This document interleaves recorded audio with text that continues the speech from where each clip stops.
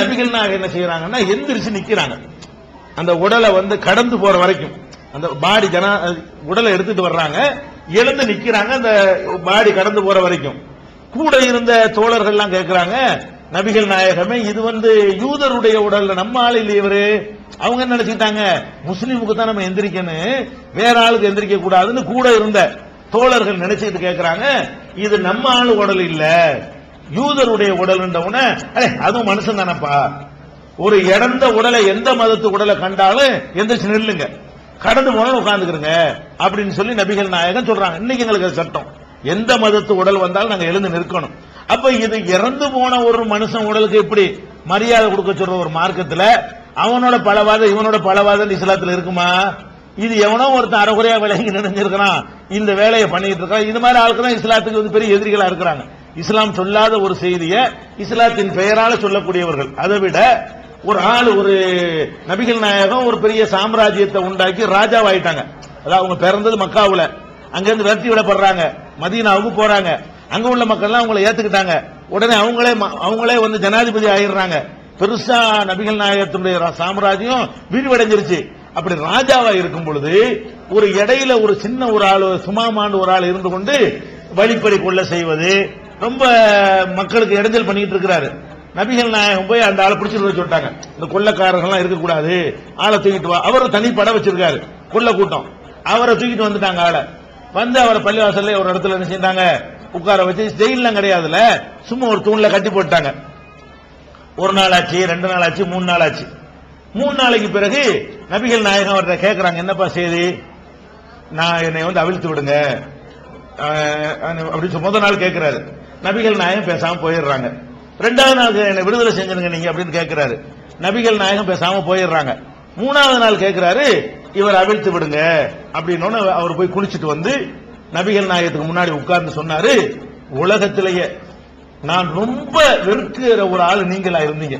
நேத்து வரைக்கும் நான் நஞ்சி மாதிரி ஒரு ஆளை வெறுக்கிறேன்னு சொன்னா உங்களை தான் ஃபர்ஸ்ட் இடத்துல வச்சு வெறுத்தேன். இன்னைக்கு உலகத்திலே நான் ரொம்ப நேசிக்கிற ஆளா நீங்க இருக்கிறீங்க. 3 நாள் உங்களுடைய நடவடிக்கையை பார்த்தேன், உங்களுடைய கேள்வி, உங்களுடைய ஒழுக்கம், உங்களுடைய பொறுமை, உங்களுடைய பண்பாடு, உங்களுடைய பழக்க வழக்கம். நான் ஒரு பெரிய அநியாயக்காரனை என்னை கட்டி போட்டிருந்து கூட என்னை கவனித்துக் கொண்ட விதம், எனக்கு தேவையான வசதிகளை செஞ்சு தந்தது, என்னை கொல்றாந்தா கூட நீங்க அந்த காலத்துல அப்படி செய்யலாம், பிடிச்சுதான் கொண்டு விடுவாங்க, அது அந்த காலத்து முறை. அப்படி எல்லாம் செய்ய வாய்ப்பு இருந்து கூட நீங்க என்கிட்ட இவ்வளவு நடந்தீங்கல, நீங்க நிச்சயமா இறைவனுடைய தூதர் தான் அப்படின்னு சொல்லி நானும் உங்க கொள்கையில இணைஞ்சிடுறாரு. அப்ப இந்த 3 நாள் அவர் பள்ளி வாசல்ல இருந்து நபிகள் நாயகத்தையும் அந்த தோழர்களையும் இவர் சொன்ன மாதிரி, ஒருத்தர் சொன்னார்ல அவன் பலவாது அப்படிப்பட்ட ஆட்களா பார்த்து இருந்தா இப்படி ஒரு வார்த்தையை சொல்லியிருப்பாரு அவரு, நீங்க எனக்கு ரொம்ப விரும்பத்தக்க ஆள் ஆயிட்டீங்கன்னு சொல்றாரு. அப்ப அந்த அளவுக்கு தான் இஸ்லாம் பிற மத மக்களோட பழக சொல்கிறது. அதை உருவாக்குறது தான் இந்த நிகழ்ச்சி கூட அதை பெரும் தத்துவமா சொல்லிட்டு இருக்காம நடைமுறை கொண்டு வருவோம். உங்களை முன்னாடி வச்சு நாங்க பின்னாடி உட்கார்ந்துக்கோமா இல்லையா, அதுதான் இஸ்லாம்ங்கிறது. அது தவறா சொல்லியிருக்கிறார் அந்த சகோதரர். அவருக்கு இந்த ஆதாரங்களா எடுத்து காட்டுங்க, நீனே இஸ்லாம் தப்பா புரிஞ்சிருக்கிறேன், நீங்க இஸ்லாம் தவறு சொல்லிக் கொடுங்க. நான் புதுமடத்தை சேர்ந்த மரங்கப்பன். இனிய உளவாக இந்த குரல் கனி இருக்க காய் கவர்ந்தற்று. இது தெய்வ புலவனின் குரல். இந்து மதத்தின் தெய்வமறையான பகவத்கீதையும் சரி, இஸ்லாத்தின் அல் திருக்குரானாலும் சரி, கிறிஸ்துவின் பைபிளானாலும் சரி, எல்லாமே நம்பிக்கையில் தோன்றியவை, மனிதர்களால் சொல்லப்பட்டவை. நம்பிக்கை என்பது இரும்பு சங்கிலி அல்ல, ஒரு சிறு துரும்பு என்று கூட சொல்லலாம்.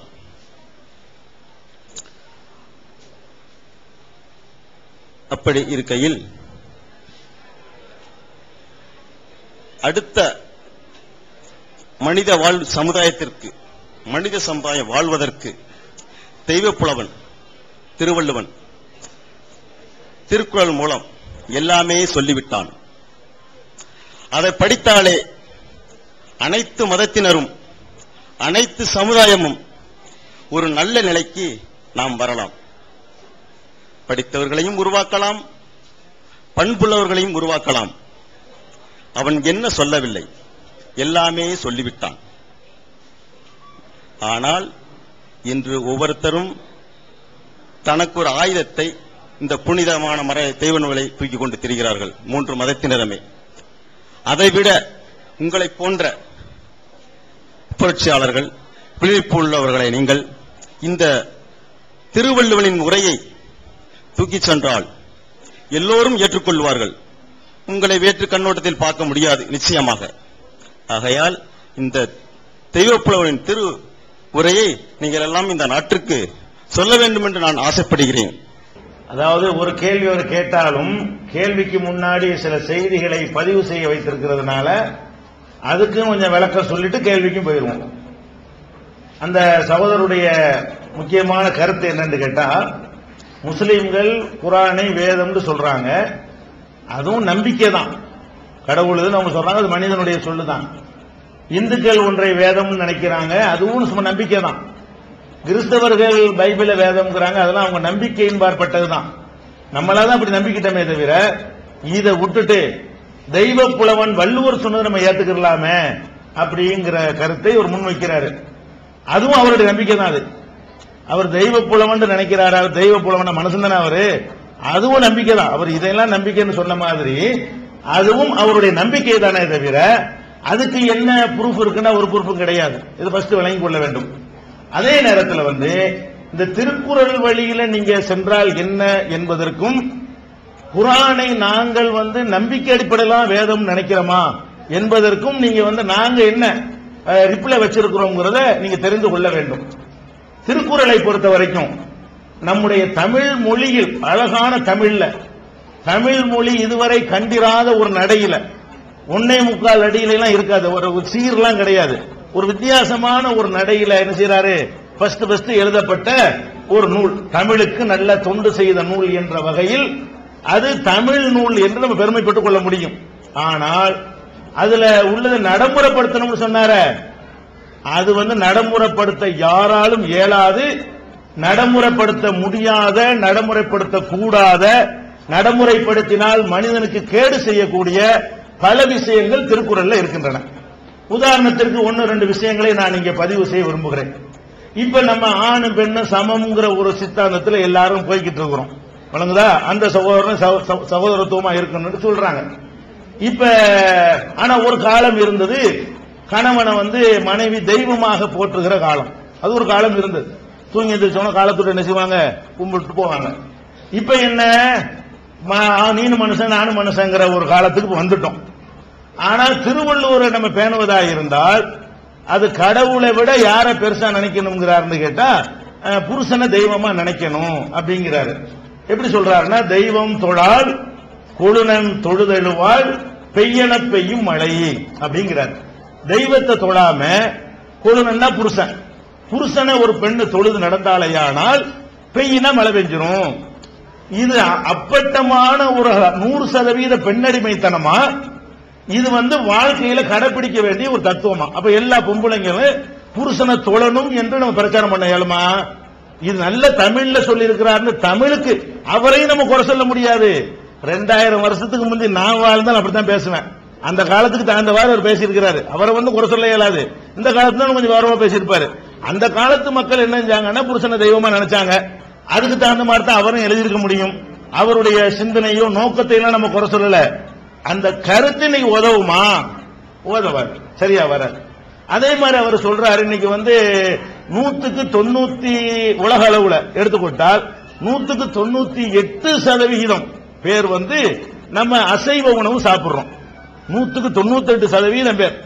அப்ப சைவம் தான் சாப்பிடுவோம்னு பேர்ல வச்சுக்கிறவங்க கூட தெரியாம அசைவம் சாப்பிடுறாங்க. அப்படிங்கிற ஒரு காலத்துல நினைஞ்சிருக்கோம், வாழ்ந்துகிட்டு இருக்கிறோம். சிலது அவங்களுக்கு வேறு பெயர்ல அசைவம் சாப்பிடுறாங்க. மீன் மாத்திரை சாப்பிடுவாங்க, மீன் தான் சைவம். மீன் எண்ணெயில இருந்து தயாரிக்கிற மாத்திரை என்ன செஞ்சுக்கலாம், சாப்பிட்டுக்கலாம்னு. மாட்டு இறைச்சி தான் சாப்பிடக்கூடாது. அந்த இறைச்சி பால் எல்லாம் சேர்ந்து ரத்தம்லாம் சேர்ந்து உண்டாகக்கூடிய பால் இருக்குல்ல, அதை சாப்பிடலாங்கிறாங்க. பால் அசைவம் தான், அதெல்லாம் ஒரு மிருகத்திலிருந்து வரக்கூடியது தானே. பால் சாப்பிடலாம்னா இறைச்சியும் சாப்பிடக்கூடாது. அப்படிங்கறதெல்லாம் நிறைய விஷயங்கள் இருக்கிறது. இருந்தாலும் வள்ளுவர் என்ன சொல்றாருன்னு கேட்டா, கொல்லான் புலாலை மறுத்தானை கைகூப்பி எல்லா உயிரும் தொழும் அப்படிங்கிறாரு. நீ புலால் சாப்பிட மாட்டேன்னு சொன்னா உன்னை எல்லாரும் கும்பிடுவாங்க.